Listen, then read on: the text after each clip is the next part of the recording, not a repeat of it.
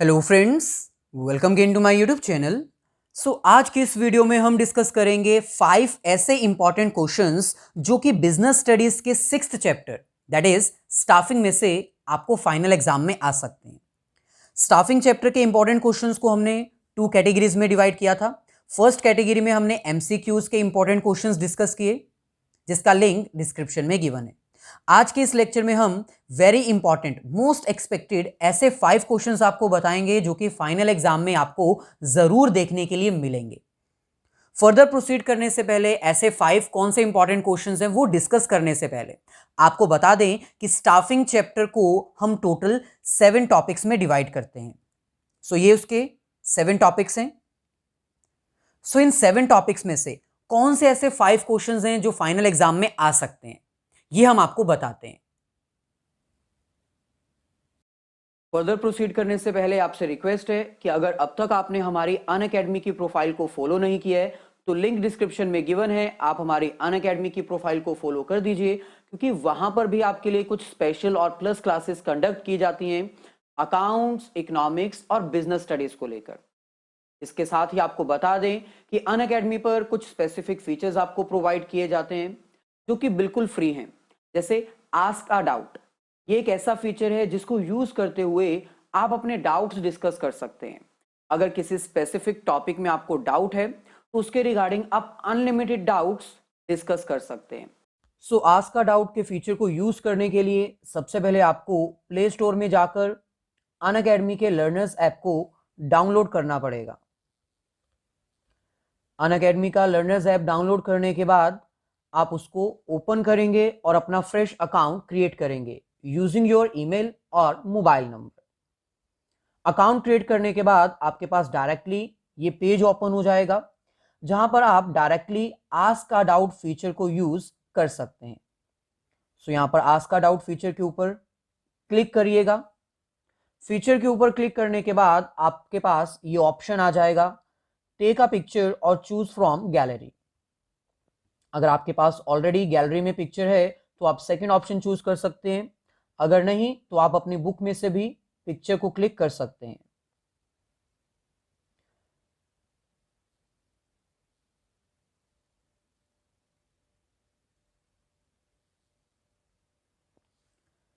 यहां पर हमने एक इमेज जो है वो सिलेक्ट कर ली है। अब आप इस इमेज को क्रॉप करोगे।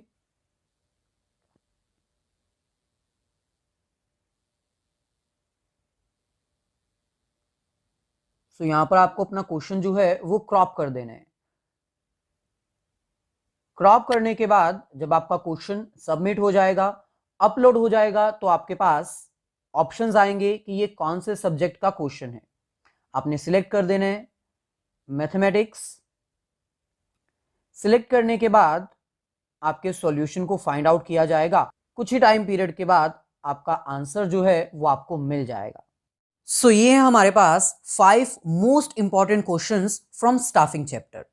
ये क्वेश्चन इतने अच्छे से प्रिपेयर कर लीजिए कि फाइनल एग्जाम में ऐसे क्वेश्चंस ही आने वाले हैं और आपकी प्रिपरेशन अच्छे से हो जाएगी। सबसे पहले स्टाफिंग प्रोसेस आपको अच्छे से प्रिपेयर करना है और इसके लिए स्टाफिंग का मीनिंग एटलीस्ट आप जरूर कर लीजिएगा। सेकंड क्वेश्चन हमारे पास है टाइप्स ऑफ रिक्रूटमेंट। इंटरनल और एक्सटर्नल 2 टाइप्स ऑफ रिक्रूटमेंट होती हैं।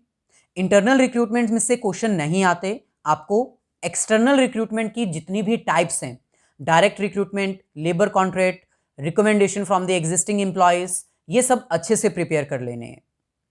Next, selection process. Selection process आपको कंप्लीट भी आ सकता है, जिसमें आपको सारे स्टेप्स एक्सप्लेन करने को बोला जाएगा, या फिर आपको सिलेक्शन टेस्ट, जो टेस्ट कंडक्ट किए जाते हैं, इंटेलिजेंसी टेस्ट, एप्टीट्यूड टेस्ट, ये सब भी आपसे पूछे जा सकते हैं। नेक्स्ट हमारे पास है ट्रेनिंग वर्सेस डेवलपमेंट। ट्रेनिंग और डेवलपमेंट के बीच का डिफरेंस कर जाइए, क्योंकि अगर आपने ट्रेनिंग और डेवलपमेंट का डिफरेंस कर लिया तो ट्रेनिंग आपको पता रहेगा क्या होता है, डेवलपमेंट भी आपको पता होगा क्या होता है। दोनों ही टॉपिक्स का आपके कवर हो जाएंगे, ट्रेनिंग और डेवलपमेंट का डिफरेंस। फिफ्थ क्वेश्चन हमारे पास है methods of training. Methods of training में 2 तरह के ट्रेनिंग मेथड्स हैं, on the job training, of the job training. इसमें मेजरली आपको कौन सा प्रिपेयर करना है, ऑन द जॉब ट्रेनिंग के मेथड्स। सो ये 5 ऐसे इंपॉर्टेंट क्वेश्चंस हैं जो कि एग्जाम में मोस्ट एक्सपेक्टेड हो सकते हैं। अब हम बात करते हैं केस बेस्ड क्वेश्चंस की। स्टाफिंग चैप्टर में से वो कौन से ऐसे टॉपिक्स हैं जिसमें से केस बेस्ड क्वेश्चंस आ सकते हैं। फर्स्ट हमारे पास है सोर्स ऑफ रिक्रूटमेंट। जैसा कि हमने यहां पर भी आपको बताया था, टाइप्स ऑफ रिक्रूटमेंट, जिसमें से एक्सटर्नल रिक्रूटमेंट बहुत इंपॉर्टेंट है। सिमिलरली आपको केस स्टडी में भी सोर्सेज ऑफ रिक्रूटमेंट पूछे जा सकते हैं।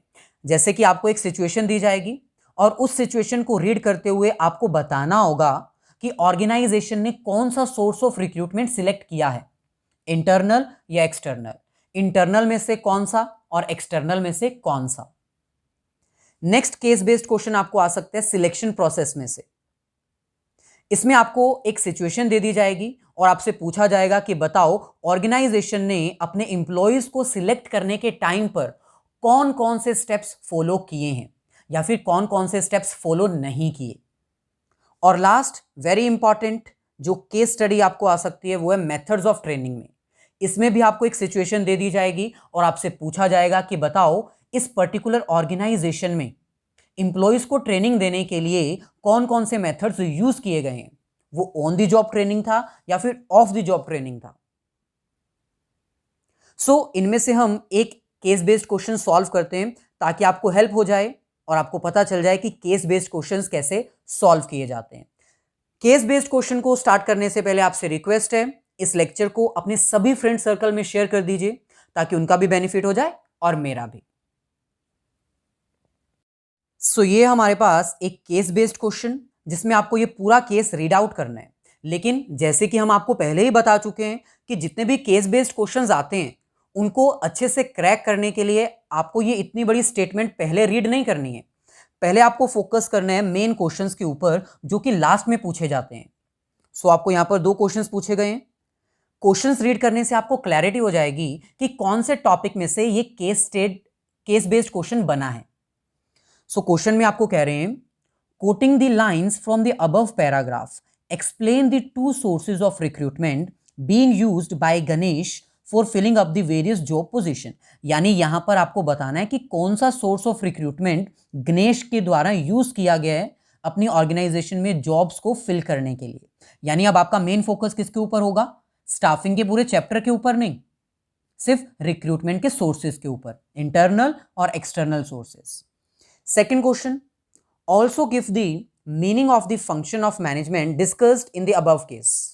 So कौन सा function of management इस केस में डिस्कस किया गया है वो तो हमें पता ही है, स्टाफिंग, तो उसका मीनिंग भी आपको यहां पर प्रोवाइड करना होगा।